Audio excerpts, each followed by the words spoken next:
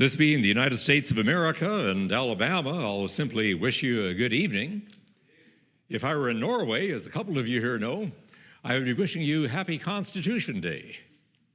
In Norway and in North Dakota, where we were stationed with the Air Force, we celebrate this as 7th Mai, or 17th of May, the day that Norway drafted its constitution at Eidsmoe in Norway, and we also consider that Norwegian Independence Day, although that didn't really come for another 100 years, but that's another story for another lecture.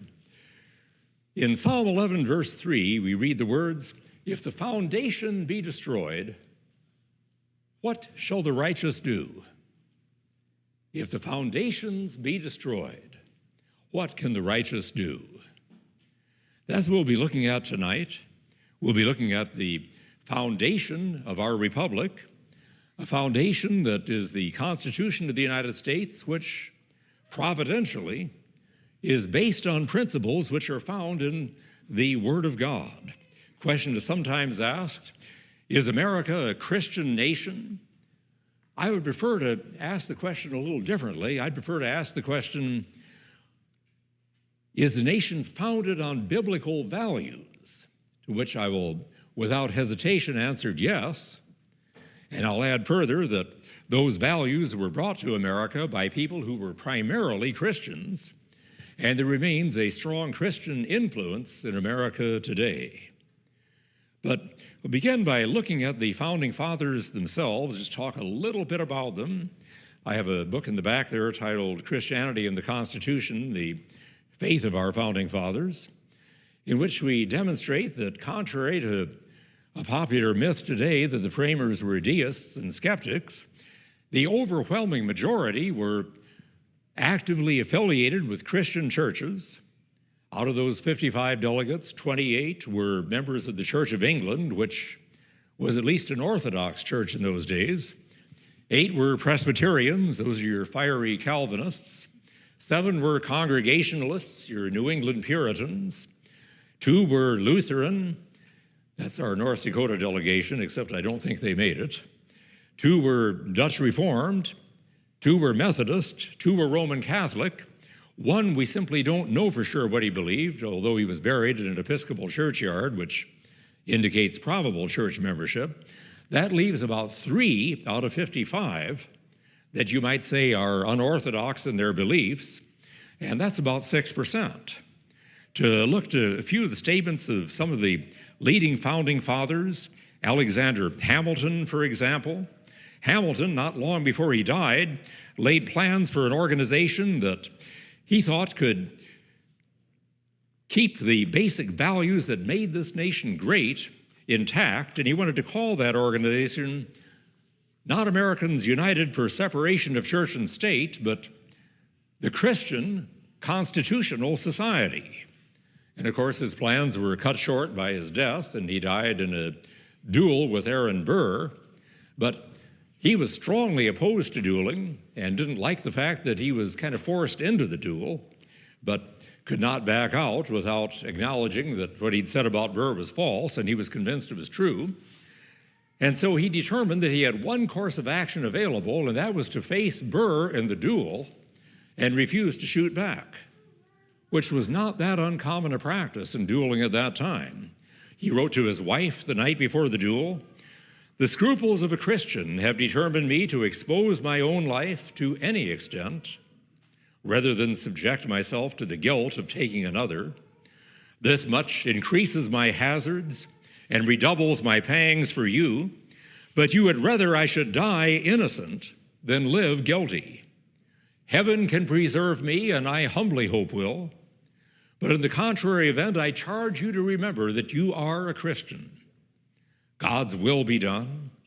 The will of a merciful God must be good. Once more, adieu, my darling, darling wife." Alexander Hamilton. They had the duel the next day. Burr was shot and mortally wounded.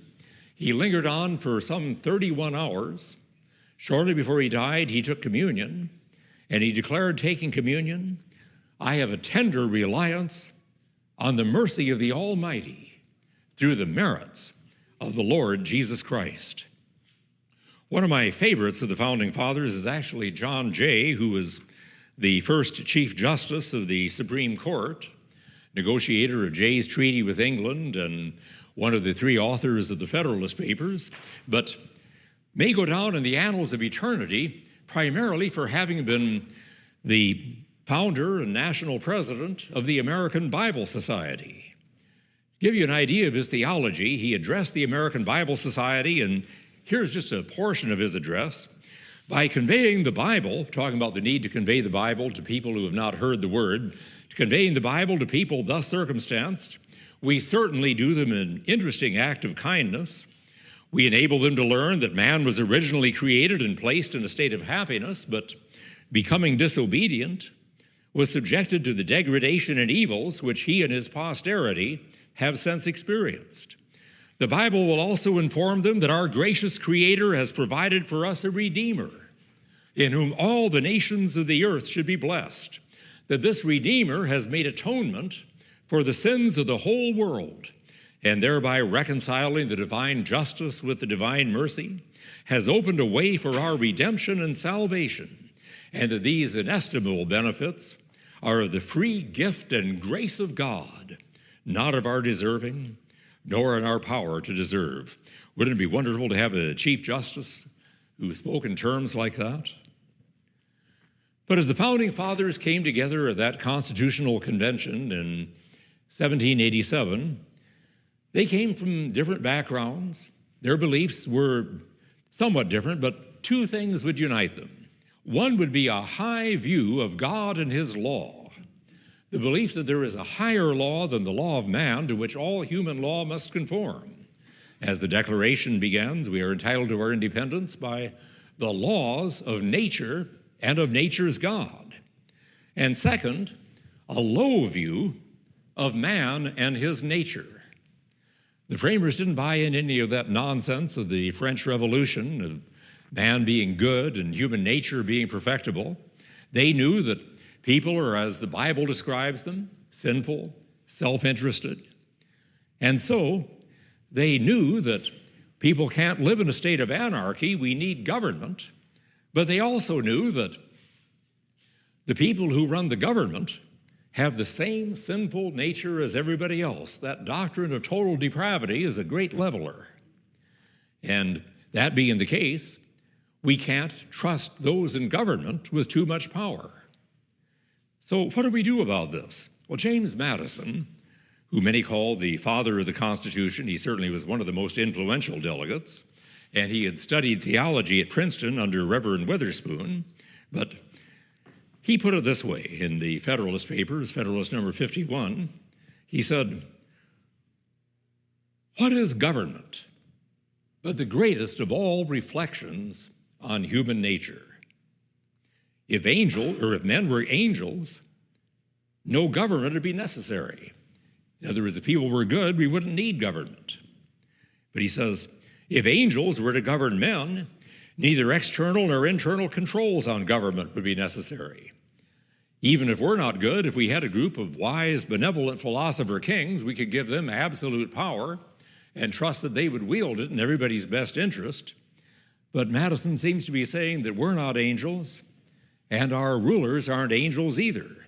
And so he says, in framing a government which is to be administered by men over men, the great difficulty lies in this. You must first enable the government to control the governed, and in the next place, oblige it to control itself. That's the basic dilemma that the framers faced at the convention. How do we give government enough power to govern effectively, but at the same time restrain that power so it does not become tyrannical and oppressive? And the solution I describe as the Founding Fathers' five-fold formula for freedom. Our seminary professor is probably would have liked the alliteration, you suppose, but I kind of like the saying, alliteration is almost always absolutely awful. But I have to say almost. Sometimes there's a value in it. But let's look at their formula. First part of the formula is a government of limited, delegated powers. They didn't establish a government with absolute power. They didn't establish a government that had all power except that which the Constitution restricts. It was the other way around. They established a government that was to have no power except the power that we, the people, had delegated to it through the Constitution. If some government official comes and wants to do something and says, show me where the Constitution says I can't do this, he's got it all turned around. He's got to show where the Constitution says he can do it, or he doesn't have that power. That principle is a cornerstone of what freedom is all about. Without that principle, government could run amok. It does anyway because we disregard the Constitution. But the principle of limited government is embodied right there. And just to make sure that somewhere down in the 21st century somebody didn't get it turned around, they put it in concrete in the form of the 10th Amendment, in which they said the power is not delegated by this Constitution to the United States, meaning federal government, nor prohibited by it to the states, are reserved to the states respectively or to the people. Again, the 10th Amendment is a cornerstone of freedom. Second part of the formula is separation of powers. The powers that we delegate to government, we separate into levels and branches. Vertically, we separate those powers into federal, state, and local levels. Horizontally, we separate them into legislative, executive, and judicial branches. The idea being that no one level, no one branch, no one agency, no one individual is going to get too much power. But then comes the third part of the formula, checks and balances. The framers knew that if they just simply set up a government with three branches and just let those three branches go off on their own, we would end up with a three-headed tyrant instead of a one-headed tyrant. And so they set up a system whereby each branch and each level of government would check the power of the other, many times only because they wanted to preserve their own power. For example, Congress passes laws. The president can veto those laws. Congress can override the veto by a 2/3 vote of each house of Congress. The Supreme Court arguably has the power to strike laws of Congress down as unconstitutional, but there are checks on the court.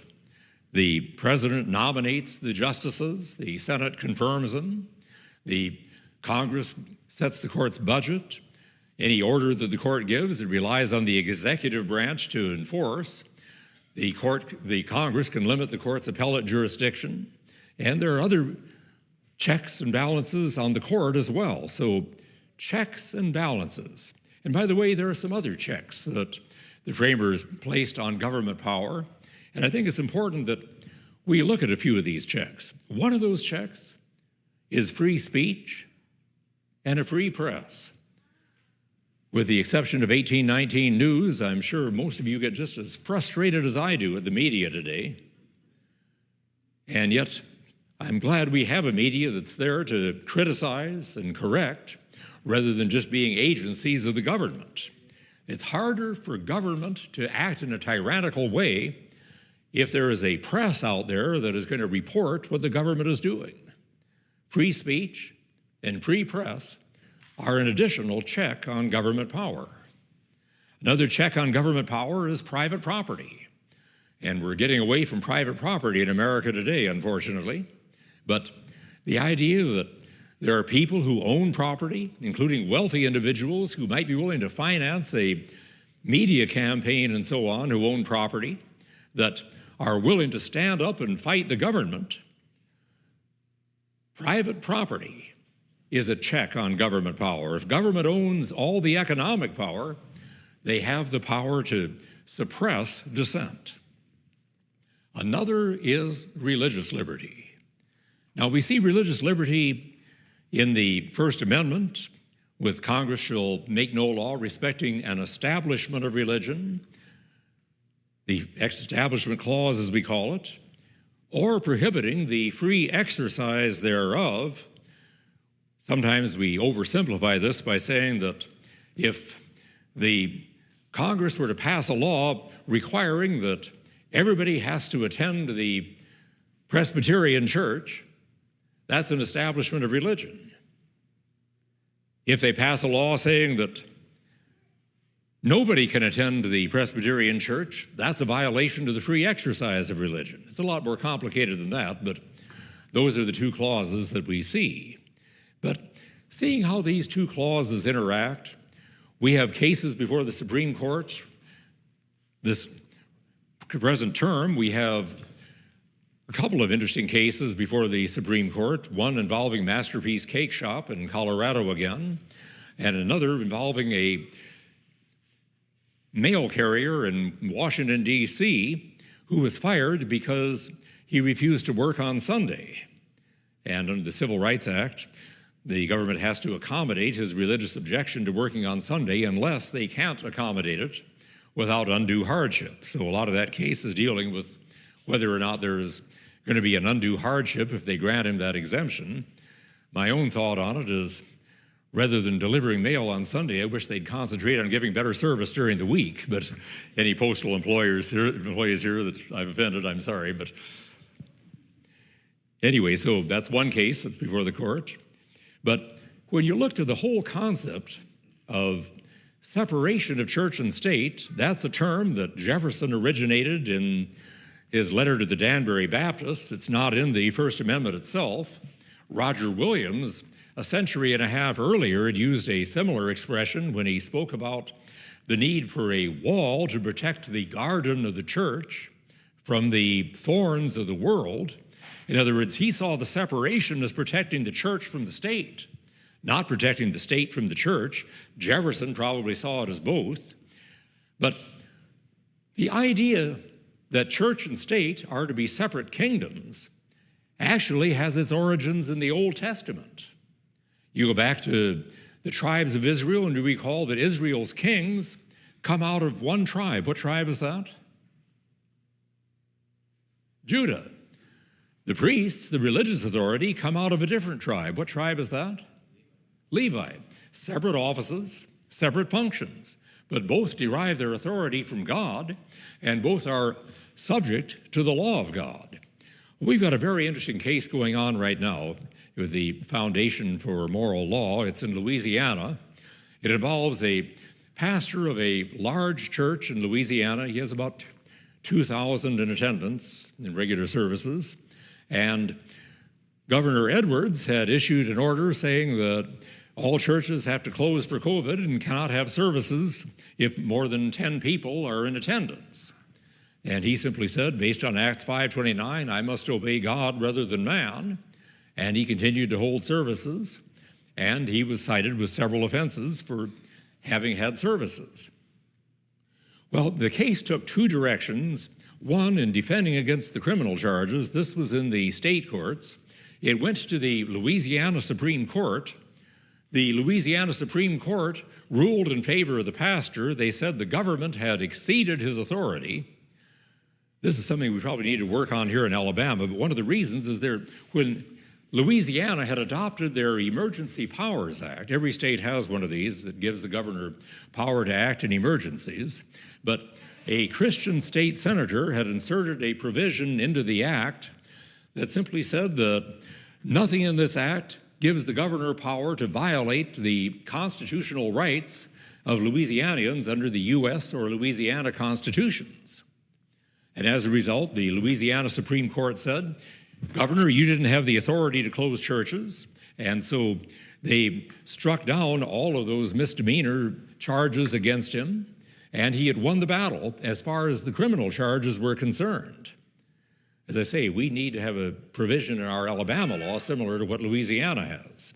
But we are also taking this up in federal court as to what the authority of the state to regulate the church would be. Usually we ask the question, does the state have a rational basis for regulating the church? Or if we're going to be a little more strict about it, we would ask, does the state have a compelling interest that cannot be achieved by less restrictive means But we're arguing in the brief that we filed a couple of weeks ago with the Supreme Court. This is what we call a petition for a writ of certiorari.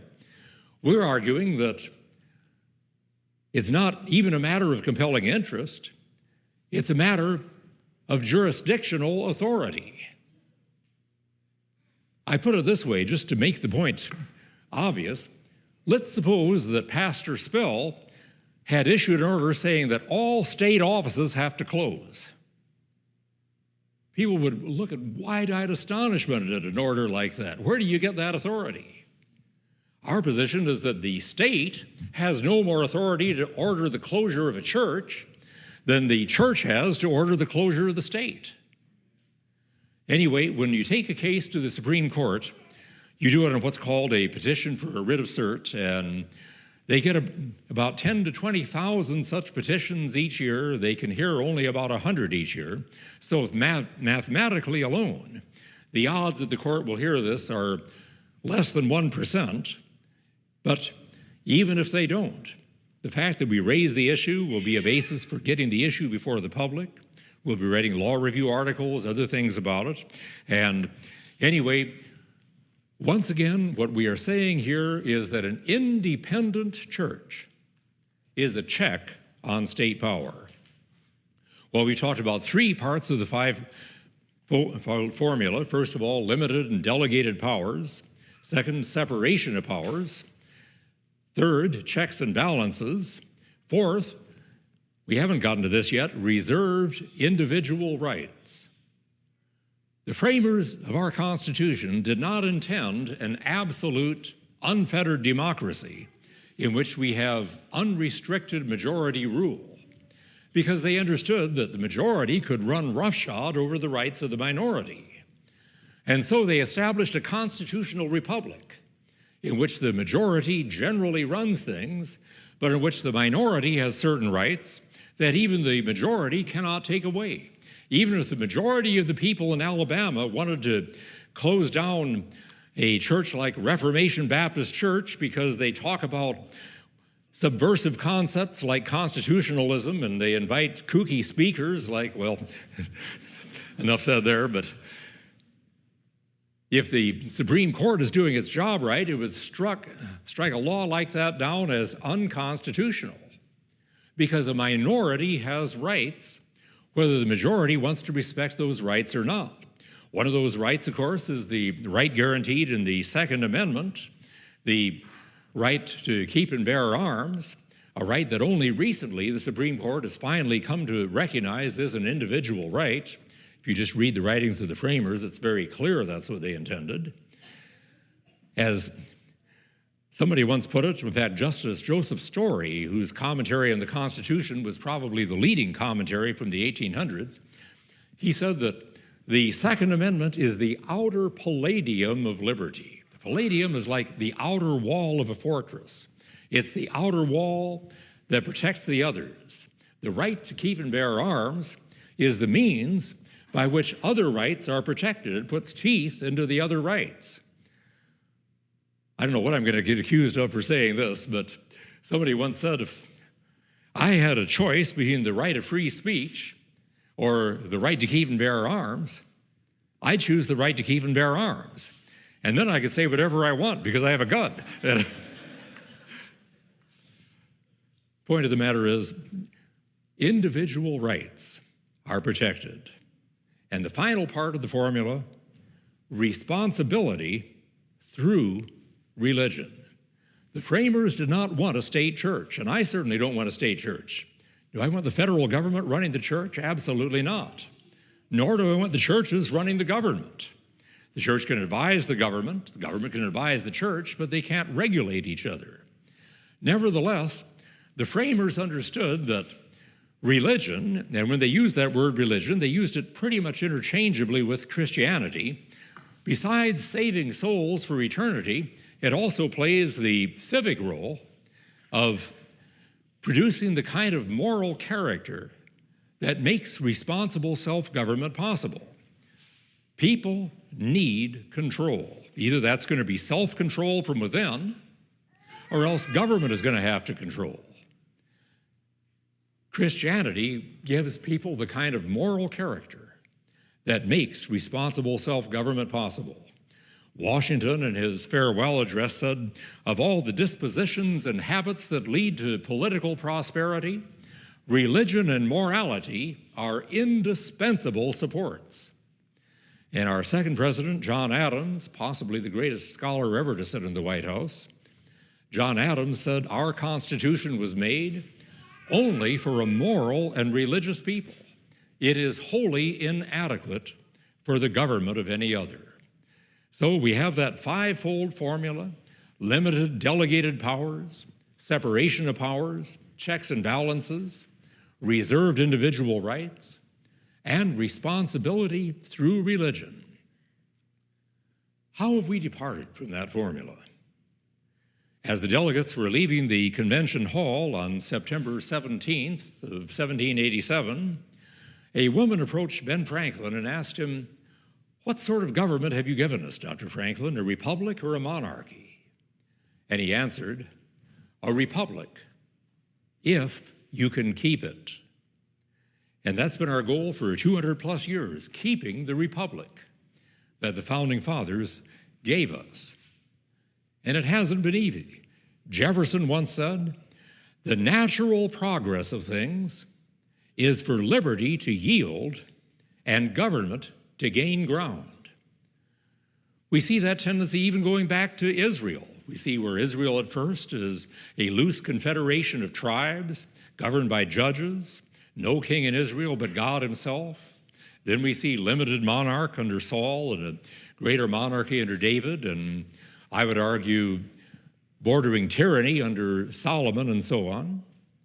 We see the same expansion of power in Greece, in Rome, in Britain, and we're seeing it in the United States today. But one ideology that has a great deal to do with the expansion of government power, and not only the expansion of government power, but the expansion of court power, is Darwinism. We think of Darwinism as a theory of origins, but it's much more than that. Herbert Spencer, in the late 1800s, took Darwin's theory of natural selection and he made it into a worldview and into a philosophy. And it became so prominent and it affects us so much that the sociologist Richard Hofstadter said in his book, Social Darwinism and American Thought, "Many scientific discoveries affect ways of living more profoundly than evolution did, but none have had a greater impact on ways of thinking and believing. In this respect, the the space age, I'm way back thousands of years behind the times, I guess, the space age does not promise even remotely to match it." And so a new theory is developed, contrary to the natural law theories of the Founding Fathers, that we call legal positivism. It originated at Harvard in the 1870s under Dean Langdell. And no, it is not true that everything evil in American law started at Harvard, just the vast majority of it. First part of legal positivism is that there are no divine absolutes, no divine law, or if there is, it's irrelevant to our legal system today. So if God didn't author law, then who did? That's the second part of legal positivism. Law is man-made. Man is then the highest authority, and his highest authority, the state, is then the author of law. Well, if man makes law and if man evolves, then law evolves as well. Fourth part of the formula then is that judges guide the evolution of law, and they do so by writing decisions. And so the fifth part is the case law method of legal study. Most law schools today, if you study law, you'll primarily be reading the decisions of judges. And that's the scientific way of studying law because that's the source of law. Now, 150 years ago, I thought I'd shut that off. Is this still on? Okay, good.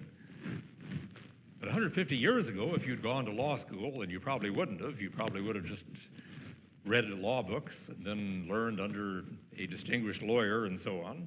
But if you had, you'd be studying the works of Blackstone and Surrender Cook, Chancellor Kent. Here we are. Something wrong there.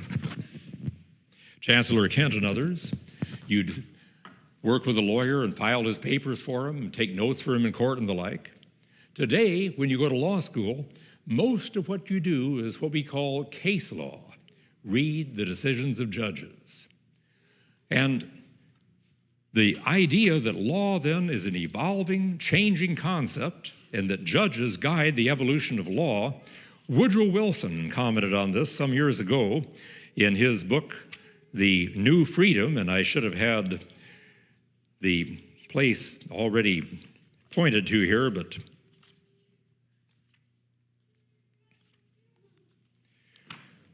in his book, The New Freedom, Wilson talked about how in every generation, all sorts of speculation and thinking tend to fall under the formula of the dominant thought of the age. For example, after the Newtonian theory of the universe had been developed, almost all thinking tended to express itself in the analogies of Newtonian thought. And since the Darwinian theory has reigned among us, everybody is likely to express his ideas in terms of accommodation and environment. Then he goes on to say the Constitution was made under the Newtonian theory. But he says living constitutions must be Darwinian in structure and practice. Government is not a machine, but a living thing. It must grow. It must develop. All that progressives ask or desire is permission in an era when development, evolution is the scientific word, to interpret the Constitution according to the Darwinian theory. All they ask is recognition of the fact that a nation is a living thing and not a machine. We see this enacted, for example, in a case, Furman versus Georgia, 1972.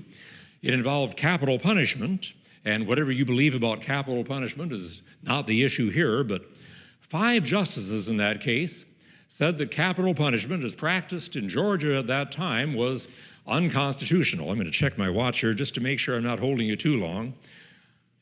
I know I was speaking to a Baptist church over by Auburn recently, and I had the 11 o'clock service. And anyway, the pastor said, now you may want to go beyond 12 o'clock, and that's all right with us. If you want a service that ends at 12 o'clock, you come to the evening service. That always ends at 12 o'clock. But anyway, I was told about a little boy one time who his father whispered to him in church, you know what it means when the pastor takes off his watch and sets it in the pulpit? No, what? Absolutely nothing.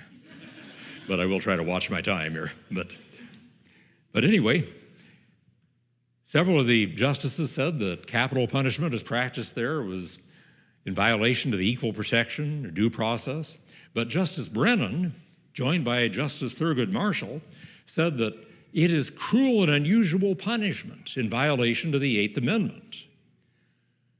Well, when the Eighth Amendment was adopted, capital punishment was almost universally accepted at that time. And so it's hard to believe the framers really thought it was cruel and unusual, but Brennan and Marshall say that doesn't matter because, in their words, the meaning of the amendment is not fixed and static. Rather, it must draw its meaning from the evolving standard of decency that marks the progress of a maturing society. In other words, what the framers meant by it is not what we mean by it today. The term we use for this is the living Constitution. And I'm sure most of you have heard that phrase before, and it sounds attractive. Nobody except maybe John Eidsmoe would want a dead Constitution. But I'm going to suggest it's a very dangerous term. For one thing, an evolving Constitution, evolution can move in more than one direction. Maybe we'll move toward a greater recognition of human rights and human dignity, or maybe we'll move into a new age of barbarism in which things that would have been thought cruel and unusual, like skinning alive and so on, would now be acceptable. So evolution can move in more than one direction. Another danger is that judges, under the living Constitution approach, have absolute power to, as Attorney General Meese once said, roam at large in the trackless fields of their own imaginations. If judges aren't bound by the plain wording of the Constitution and are free to make those words mean whatever they want them to mean, there are no limits on their powers. Some of you remember Lewis Carroll and Alice in Wonderland and Through the Looking Glass, where you have this conversation between Alice and, was that the Mad Hatter, I believe it was? And the Mad Hatter says, when I use a word, it means exactly what I want it to mean, nothing more and nothing less. And Alice says, the question is, can you make words mean different things? And the Mad Hatter answers, the question is, who is to be master? That is all. And he's right. If judges are free to make the words of the Constitution mean whatever they want them to mean, then they become our masters. And that's not the frame of government that our framers thought they were giving us, or what I think most of us want. Likewise, another danger of this approach is that rights become insecure. If we see judges reading into the Constitution rights that are not there, like the right to an abortion, or the right to same-sex marriage, or choosing your gender, or other such things as this, judges can also read out of the Constitution rights that are there. Rights like free exercise of religion, or the right to make and enforce a contract, or the right to own and use property. And all of these rights are in jeopardy today. And another danger of this approach is that there is no such thing then as an unjust law. If the highest human authority, the state, through its interpreter, the court, says this is the way it is, how can anybody say that is wrong? The only way you can ever say government is wrong is to say it violates the law of a higher power. And what higher power can there be than government, except God himself? And without any basis for saying there is unjust law, there is then no basis for resisting tyranny. So what is the solution? I'm going to suggest to you in very brief terms, and I'm going to abbreviate the rest of this message, but to simply say that we need to get back to the Bible and back to our Constitution that is based on principles consistent with the Bible. We've seen a term of the Supreme Court this last year, and in this term of the Supreme Court, you've heard many say that we have a very activist court. No, I would suggest to you the court in this last term just simply corrected the activism of the courts of the last 50 years and went back to what the Constitution said. For example, the Dobbs versus Jackson decision, Roe versus Wade overruled. The court in Roe versus Wade had said there is a constitutional right to abortion, even though the Constitution doesn't mention abortion, and simply said that in some parts of the Constitution, we can read things. There's certain parts, it says, that have emanations that flow out of them, and penumbras, that is, shadows or auras that form. And so these justices apparently have special sets of colored glasses that they can look to the Constitution and they see these emanations, and there in the margins they see little things coalescing like gay rights and other things like this. But point of the matter is, the Constitution does not guarantee a right to abortion. Now, the Supreme Court in this last case could have gone three different directions. They could have either just affirmed Roe versus Wade and said that's the way it's been for 49 years, that's the way we're going to keep it. There's a right to abortion, and therefore states can't restrict it. Or they could have gone to the other extreme and said that the right to life guaranteed by the 14th Amendment means that abortion must be prohibited everywhere. Or they could have taken the middle ground approach that they took, which was simply to say the Constitution does not guarantee a right to abortion. Therefore, the decision as to whether abortion should be legal or illegal or partly restricted goes back to the states. And that's where rightfully it belongs. Anyway, back to the Bible and back to the Constitution. That's the direction for restoring the republic that we've almost lost.